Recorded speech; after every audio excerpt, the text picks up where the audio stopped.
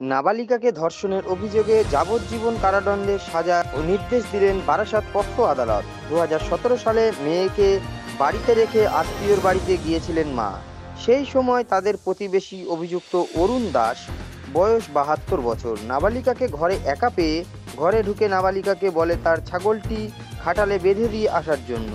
তাদের বাড়িতে যেতে সেই সময় বাড়ির পাশের একটি লেম্বু বাগানে জোরপূর্বক ধর্ষণ করে অরুণ। ঘটনার 3 দিন পর শারীরিক অসুস্থতার সম্মুখীন হয় ওই নাবালিকা। তখন পরিবারকে জানালে অরুণের বিরুদ্ধে অভিযোগ দায়ের হয় হাবড়া থানায়। গ্রেপ্তারের পর মেডিকেল রিপোর্টে প্রমাণিত হয় নাবালিকার যৌনাঙ্গে আঘাত।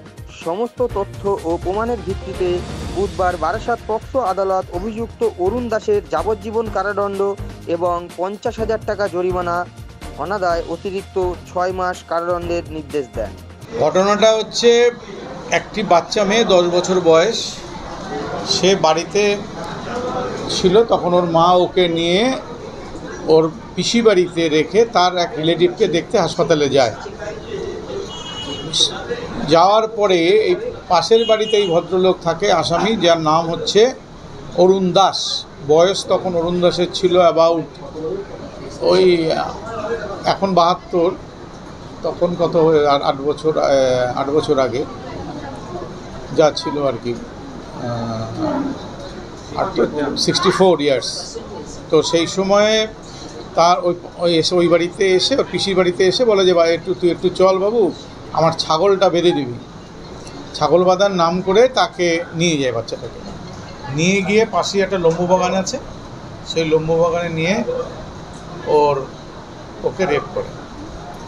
এবং তাতে করে দেখা যায় পরবর্তীকালে, সেই দিনেও মেয়েটি বাচ্চাটা বলতে পারেনি, কিন্তু 2 দিন পরে, ভয়তেই বলেনি, 2 দিন পরে ওর প্রবলেম হচ্ছে, কিছু অসুবিধা হচ্ছে, ইউরিনেট করতে অসুবিধা হচ্ছে, তখন ওর মাকে বললে তখন হাসপাতালেও নিয়ে যায়, থানাতেও যায়। থানা যাওয়ার পরে এফআইআর হয়।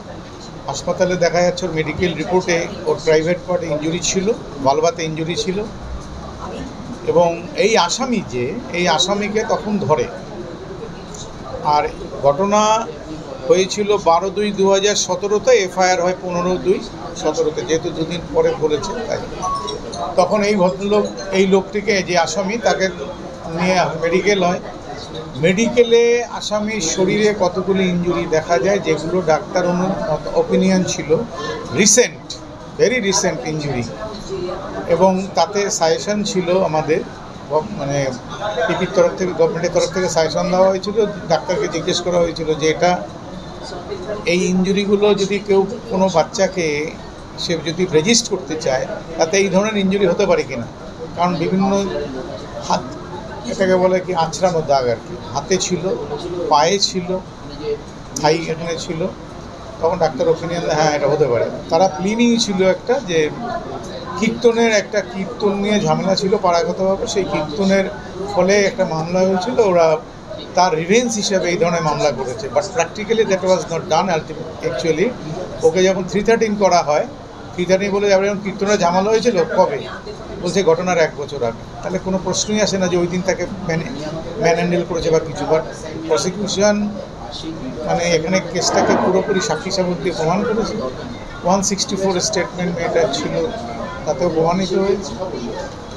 মেডিকেল রিপোর্ট অনুযায়ী ওর দোষটা দেখা যাচ্ছে যে সেই সময় কিন্তু অ্যাসল্টটা হয়েছে আসামি, আর মেয়েটার তো ইনজুরি ছিলই।